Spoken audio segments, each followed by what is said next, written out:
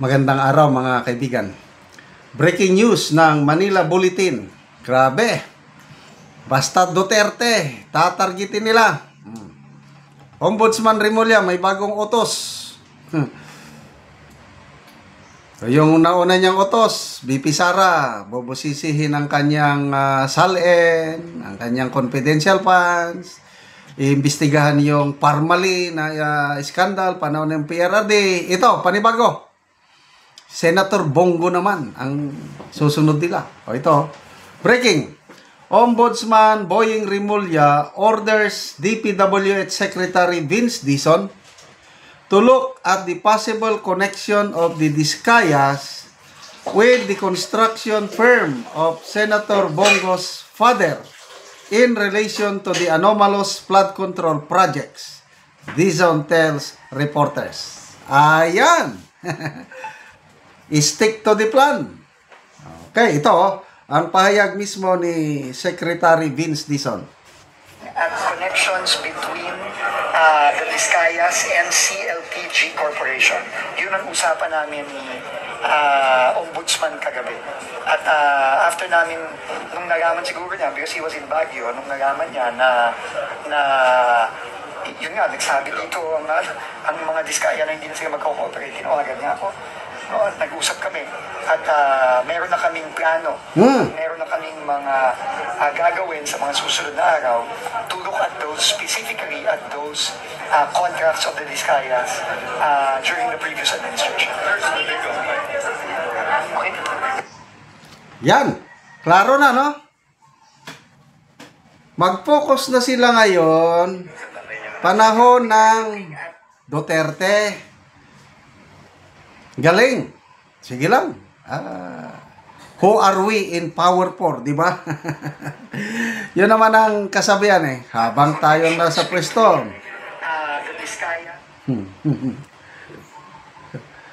Minorca Pearl, sabi, why is this no longer surprising? Ako, hindi na ako na-surprise. Kasi yan talaga ang plano. Ang blame papunta na sa mga Duterte. No pa. Ayan, AG, what about the present? Ayun, ilihis nilang atensyon.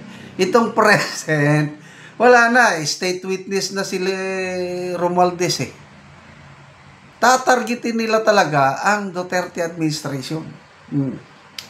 Gabriel K. Now showing the cooking show Duterte the Great versus the Polpols.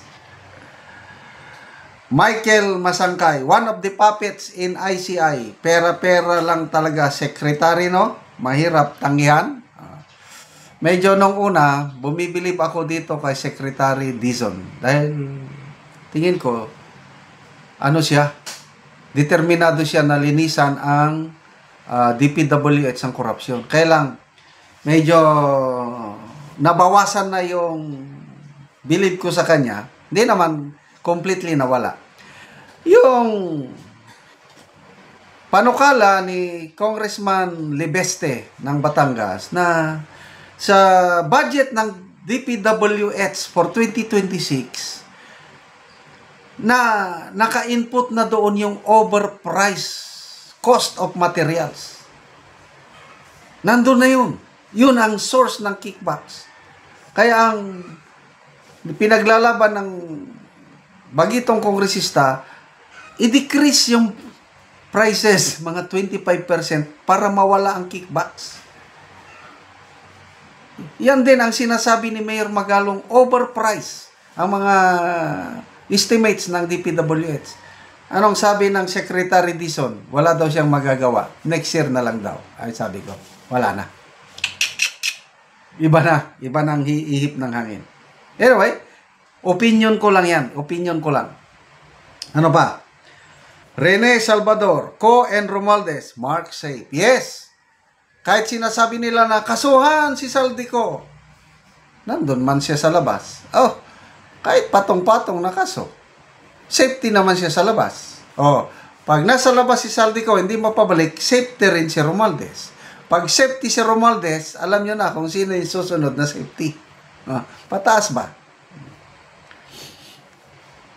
Giselle Sako, how about the ghost projects? Yasuhan Nair, plan to involve the senator? Selective justice nga. Ayan. Yan nga ang sinasabi ni, sino bang nagsabi? Si Atty. Guanzo nata. Selective kayo eh. Kung sino lang yung gusto nyong pasamain, yun ang inyong targetin. Anyway, hindi na nila maluloko ang taong bayan.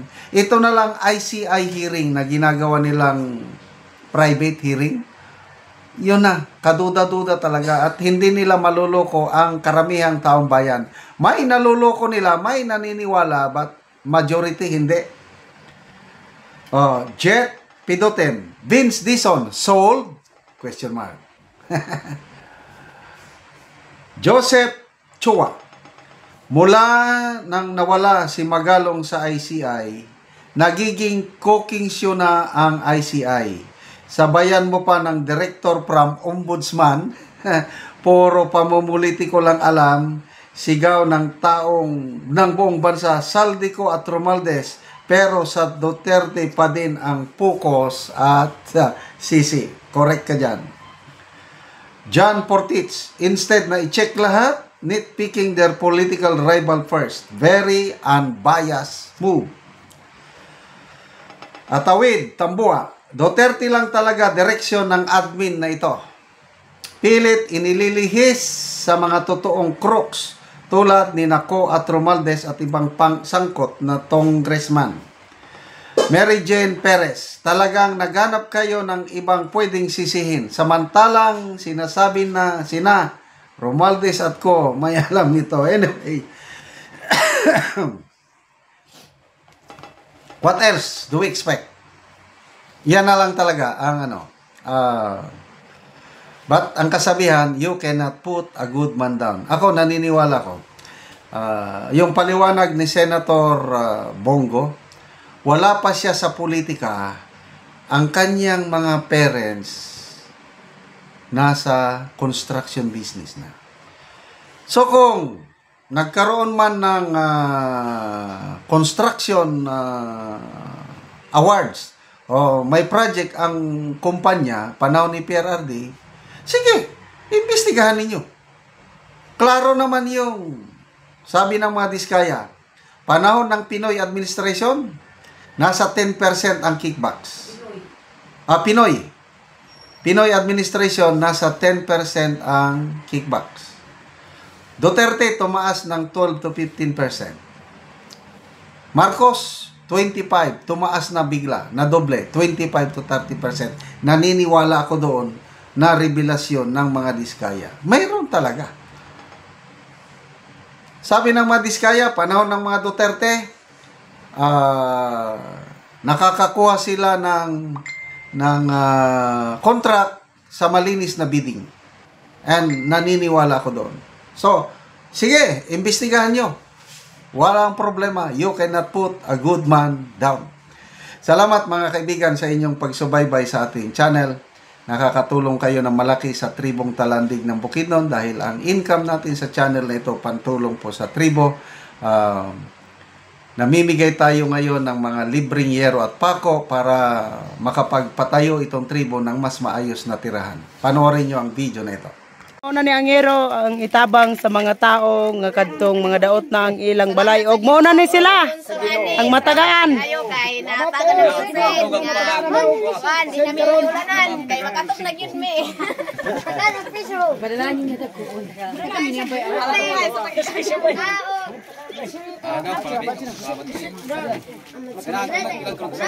Hanom. May kildi ba kada may kilak. Babay.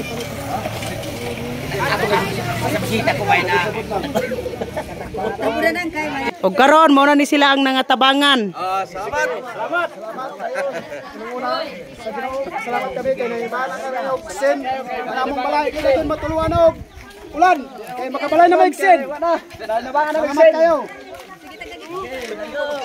Salamat kayo. Salamat kayo.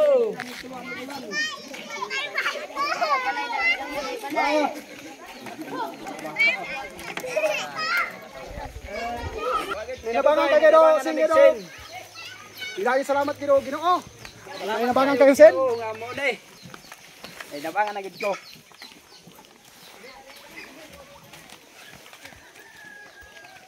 Salamat kayo. Sana naghatag ani.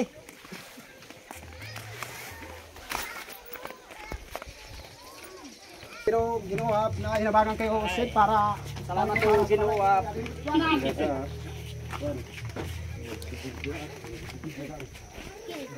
So muna ni ang gipatukod ni kuya nga balay. So makatop ra gid siya og gero.